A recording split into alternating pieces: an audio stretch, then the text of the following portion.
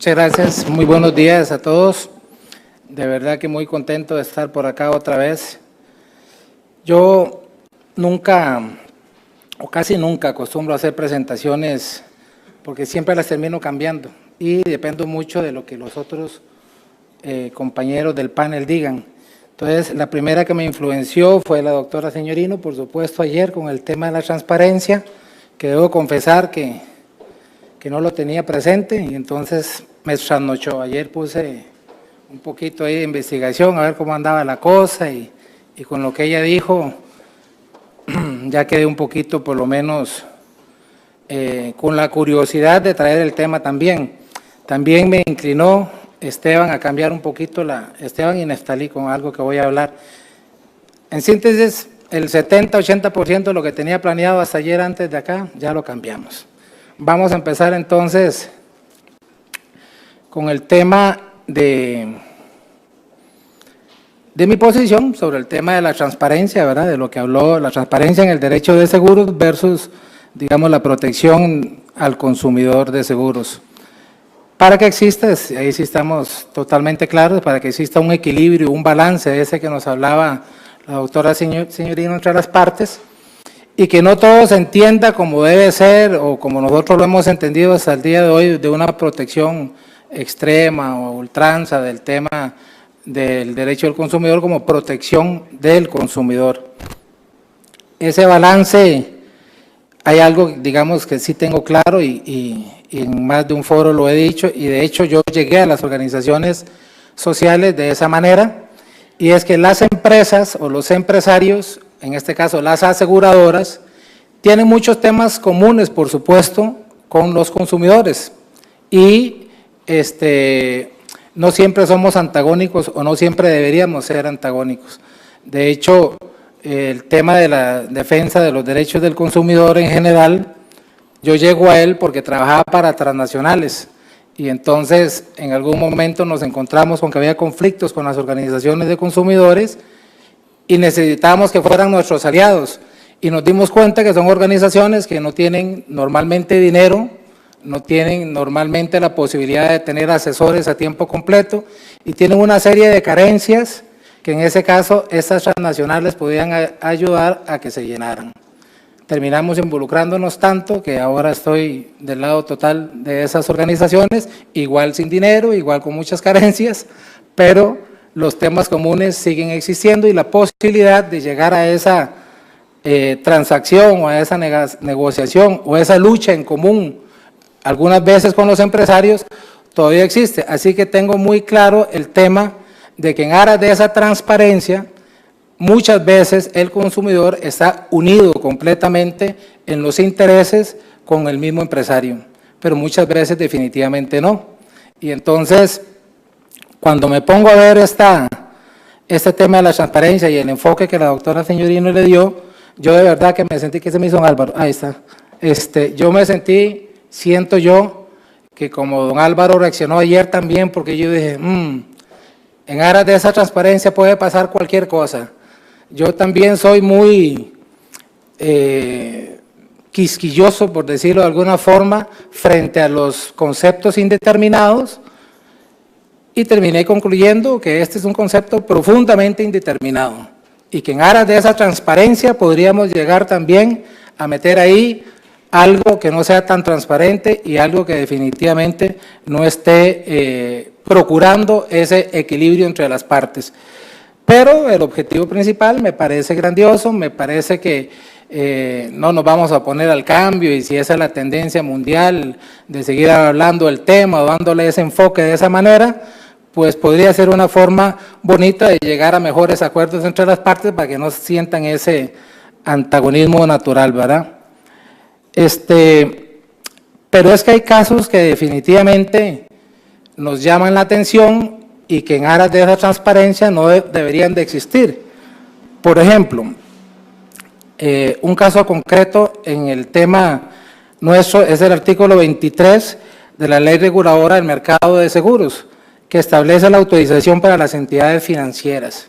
Y dice ese artículo: los grupos o conglomerados financieros regulados por el Consejo Nacional podrán constituir o mantener sociedades que se dediquen a la intermediación de seguros siempre que cumplan con lo dispuesto en esta ley.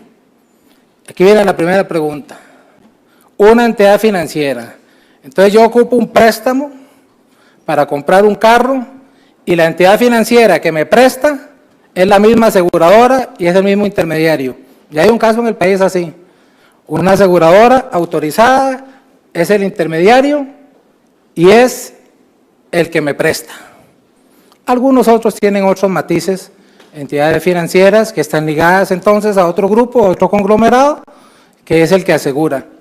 Finalmente, pienso yo, y es mi criterio, se termina convirtiendo entonces esa garantía colateral, que es el seguro, en un contrato subyacente totalmente al contrato de crédito, que es el principal. Y entonces, por supuesto, la atención vital del intermediario de seguros aquí se pierde de manera completa. No hay intermediación en la realidad porque el interés fundamental en ese negocio es el tema financiero, es el tema crediticio o lo que esté detrás financieramente. El seguro se convierte en algo profundo y absolutamente accesorio. ¿Cuál sería la respuesta de esa transparencia o ese principio de transparencia a un tema como estos? Es más, con base en ese principio, esta norma sería ilegal o sería inconstitucional porque por dicha y gracias infinitas al Señor, la protección de los derechos del consumidor, como vimos ayer y Neftalí y Esteban nos explicaron muy bien, tiene una raigambre constitucional en nuestro derecho. Y entonces, una norma como esa viene a afectar profundamente el actuar de los intermediarios de seguros, pero también del consumidor, porque el consumidor no recibe ese servicio. Entonces, cuando el amigo aquí dice que le llegó tarde la póliza o que se la mandaron con un mensajero y cuántas cosas más pueden haber pasado,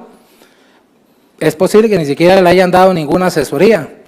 porque no era interés de esa empresa que está haciendo un negocio financiero el brindarle un seguro. El seguro era accesorio, era la garantía ahí colateral para poder hacer el negocio. Entonces, posiblemente ese consumidor esté totalmente desinformado de cómo funciona la cosa. Y al estar desinformado, se pierde una parte vital de lo que tiene que ver con el tema directo de esa transparencia que debe existir entre las partes. Entonces, este es un tema, por ejemplo, que nos agobia, que nos preocupa, que está ligado al tema que sigue a continuación, que fue lo que Esteban hablaba sobre el artículo 46 y el 47 de la Ley Reguladora del Contrato de Seguros, y yo lo pongo versus el 35 de la Ley de Protección al Consumidor, porque el problema es que aquí cuando hablamos de la culpa, y en este caso se menciona la culpa grave, nosotros escuchamos culpa y ahí también metemos cualquier cosa, y entonces cuando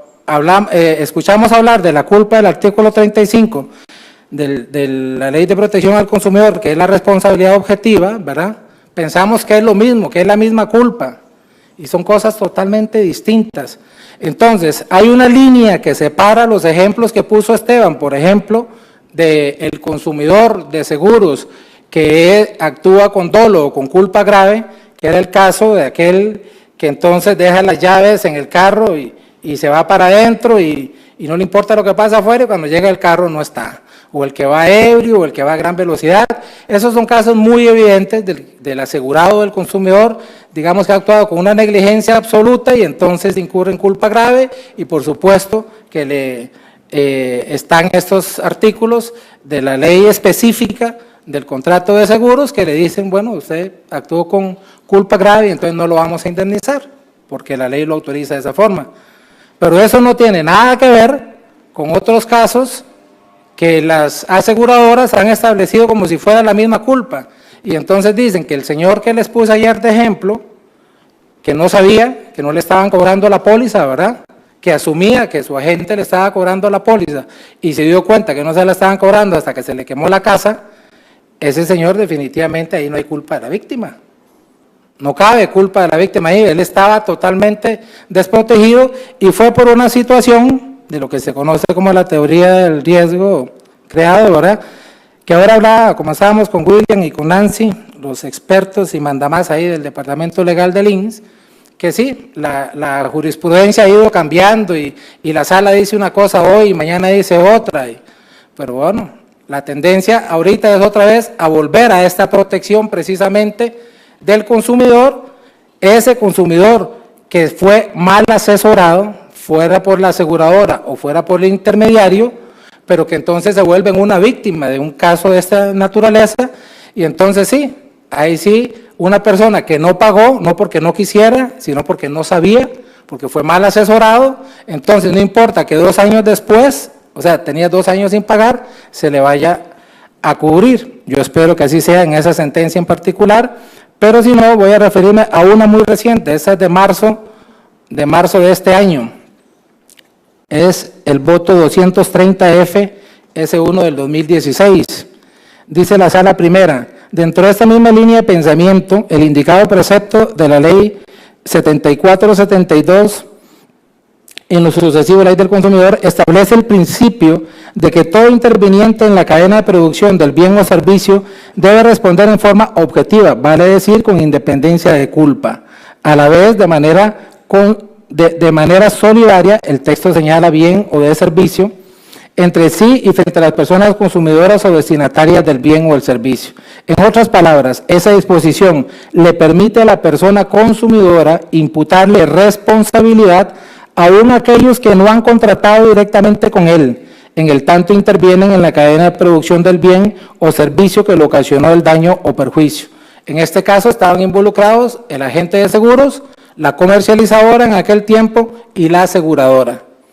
Curiosamente, la aseguradora siempre se quita el tiro y dice, no, fue la gente el que tuvo la culpa, o fue la comercializadora, yo no tengo nada que ver. Entonces, esa culpa, recordemos, no tiene que ver nada con el artículo 46 y el 47 del contrato de seguros, sino que es la del 30, ¿por qué se ríe, William? Ahora le toca su turno. Con el 35 de la Ley de Protección al Consumidor, régimen de responsabilidad objetiva o la teoría del riesgo creado. Sigue hablando la sala primera y dice,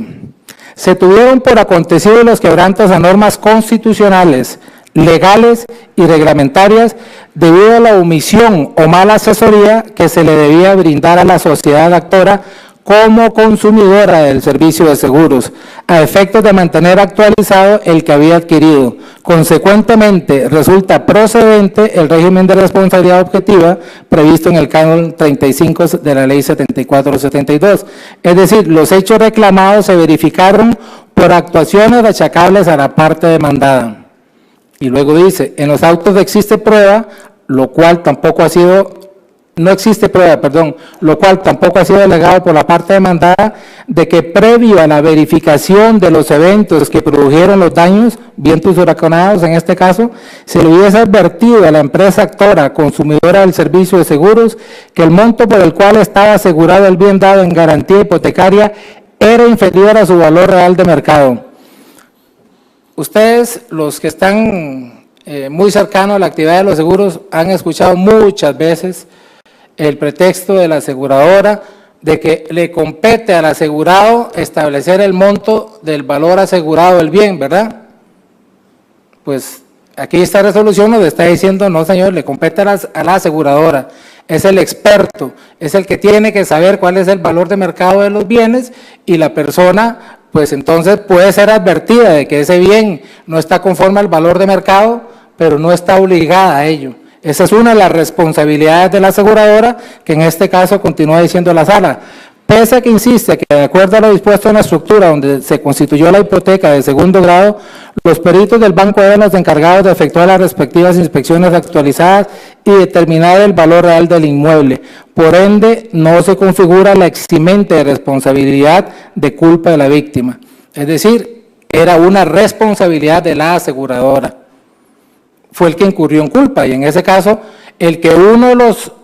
intervinientes en esa cadena de consumo sea el que tuvo el error, eso favorece al consumidor, no favorece a la aseguradora. Si el error fue del agente o fue de la comercializadora, hoy en día de la agencia o de la corredora, igual tiene que responder la aseguradora. Termina la sala diciendo así. Como bien señala la recurrente, se peticiona la reparación plena de los daños y perjuicios que sufrió en última instancia, producto de la errónea asesoría y el incumplimiento de deberes de modificación y actualización de la póliza en que incurrió concretamente el Banco X, responsabilidad que hace extensiva al ente asegurador por constituir parte de la cadena de consumo e incumplimiento de sus obligaciones invigilando, aun cuando el daño lo identifique finalmente con los montos que la aseguradora le dedujo como consecuencia del infraseguro. Me parece que el caso es absolutamente claro. Es una forma diferente, digamos, de ver lo que hablábamos ayer, obviamente una visión desde la perspectiva del derecho del consumidor. Ahora bien, ya así el tema que originalmente me tocó era quién oficialmente le toca defender a los consumidores. Entonces, el primer llamado con base en la ley reguladora del mercado y después lo confirma la ley reguladora del contrato de seguros, es por supuesto la Comisión Nacional del Consumidor o el ente estatal, digamos, que tiene que ver con este tema, pero resulta que lo más importante de esto, que es el artículo 53 de la ley 74/72 o de protección al consumidor, dice en su párrafo final, la Comisión Nacional del Consumidor no tiene competencia para conocer de la anulación de las cláusulas abusivas en los contratos de adhesión y conforme al artículo tal, ni el resarcimiento de los daños y perjuicios. Entonces, ¿para qué vamos a meter nada ahí? O sea, ¿qué sentido tiene llevar un proceso a esa institución para que 2 años después o 3 años después nos vengan a decir que sí, que es culpable el empresario, en este caso la aseguradora, y que le van a poner una multa? ¿Y a quién va esa multa? Al Estado. El consumidor no ganó absolutamente nada. Entonces, no tiene mayor sentido, a no ser que ahí sí, el inciso C de este mismo artículo dice, una de las funciones de la comisión, ordenar, de acuerdo con la gravedad de los hechos, las siguientes medidas cautelares, según corresponda, el congelamiento o el decomiso de bienes, la suspensión de servicios. Quiero ver a esa comisión actuando, ya la vamos a poner, si hay alguien de la comisión, vayan pensando de una vez, a ver si va a actuar en contra de las aseguradoras para suspenderles los servicios en un tema determinado de afectación a los consumidores, porque ahí sí tendría todo el sentido del mundo una comisión de este tipo tomando una medida cautelar de esta naturaleza, precisamente por un actuar contrario a la ley por parte de una aseguradora o de alguno de los que están en la cadena de consumo, que podría ser corredora, agencia o intermediario, porque se actúa en contra de los derechos del consumidor. Solo así, para mí, tendría sentido acudir a esta instancia que la ley nos manda. La otra es la SUGESE, representada hoy en día por mi amigo Germán por acá, que la SUGESE tiene, todavía yo no he logrado comprender el 100% de lo que puede hacer la SUGESE, porque muchas de las cosas que se presentan o que la gente piensa que puede hacer, la SUGESE termina diciendo que no son competentes para eso.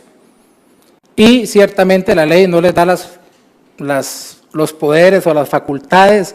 que deberían haberle dado para hacer un montón de cosas que a mi entender podrían hacer, pero bien lo dijo Esteban ayer, este artículo 29, que dice la superintendencia tiene por objeto velar por la estabilidad y eficiente funcionamiento del mercado de seguros, así como entregar la más amplia información a los asegurados, y para ello autorizará, regulará y supervisará a las personas físicas o jurídicas que intervengan en los actos de contratos relacionados de la actividad de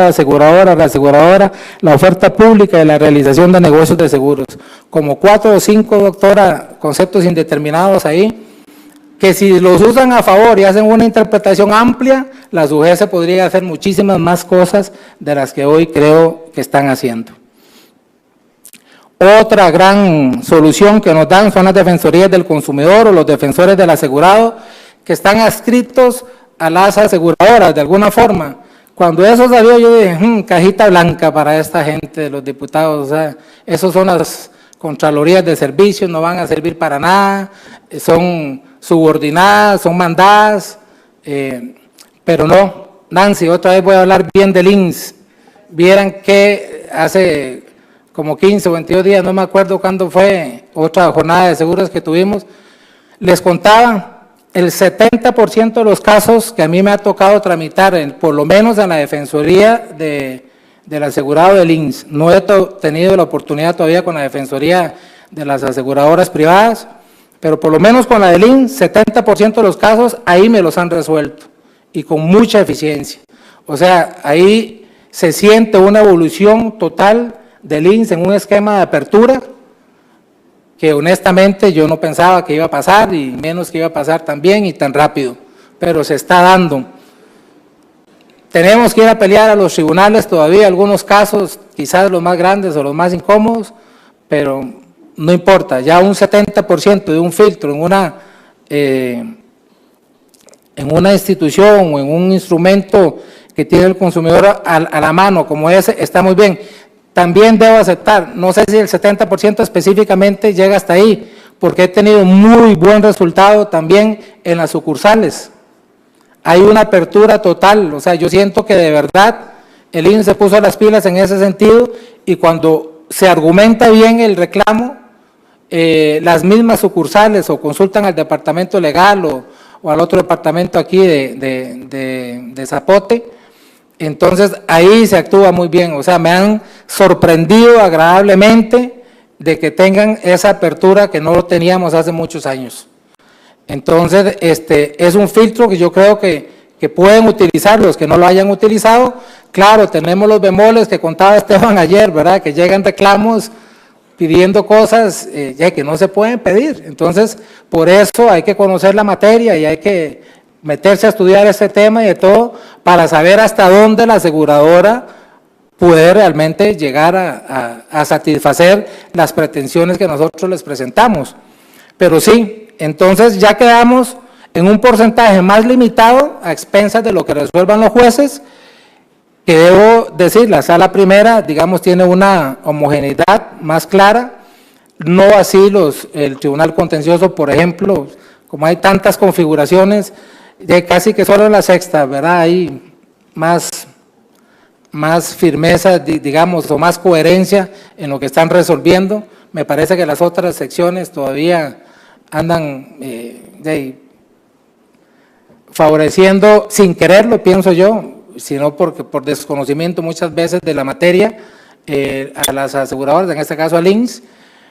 pero espero que con el tiempo y con ya un mayor estudio y cuando hagamos más foros de esta naturaleza, también tengamos ahí jueces mejores preparados, digamos, para ver una materia que ciertamente es bien compleja y ahora también el tema civil propio van a ver ahí. Llegamos entonces al papel de las organizaciones sociales, que el artículo 54 de la ley 7472 de la Ley de Protección al Consumidor dice: las organizaciones de consumidores están legitimadas para iniciar como parte o intervenir en calidad de coadyuvantes en los procedimientos ante la Comisión Nacional de Consumidor y ante los tribunales de justicia en defensa de los derechos y los intereses legítimos de sus asociados. En el caso de la FENASCO, que es la organización más grande del país en este sentido, hay 135 organizaciones que la componen en los 81 cantones del país. Estamos desde organizaciones puramente de defensa del consumidor a, por ejemplo, organizaciones comunales, organizaciones gremiales que se han ido uniendo ahí a la FENASCO también, y entonces además es defensa de los consumidores y usuarios, porque nuestra ley hizo esa separación. Entonces, si queremos defender a un paciente de la caja, no es consumidor, es usuario, y también nos vamos por ese lado, que hay cosas en común, pero por supuesto que hay cosas que no. El papel entonces de estas organizaciones sociales es fundamental, porque son los únicos que tienen la libertad realmente de poder actuar sin ninguna presión, con todas las ventajas del mundo, representando a los consumidores sin necesidad, por ejemplo, de que un consumidor en específico esté afectado o que no quiera presentar, digamos, una demanda. Si nos asiste el deseo y la posibilidad, y creemos que hay posibilidad de pretensiones, pues lo hacemos, y si no, pues algún grupo nos ha buscado en alguna oportunidad. Nos ha dado mucho éxito, por ejemplo, las páginas en redes sociales. Tenemos una página que se llama La Defensoría del Consumidor Costa Rica, que tiene cerca de 41,000 fans. Ahí hay temas de todo. Para separar un poco, tuvimos que abrir entonces la Defensoría del Consumidor de Seguros en específico, hace unos 6 meses, y lleva casi 5,000 fans. Yo les contaba que en esa página las consultas, curiosamente, son diferentes a la página en general. En la de seguro la gente no se anima a preguntar públicamente, sino que en inbox ahí hacen las preguntas y cuentan la historia y dicen, la inmensa mayoría de los casos están relacionados con temas de automóviles, ¿verdad? Pero también han salido otros casos, como el tema de las entidades financieras, ¿verdad? Que es un tema al que ya le vamos a entrar de lleno y muy fuerte. Entonces, han salido de ahí precisamente por quejas de esos usuarios descontentos con algún trato o con alguna práctica abusiva o hasta cláusulas abusivas en algunos contratos que quieren denunciar.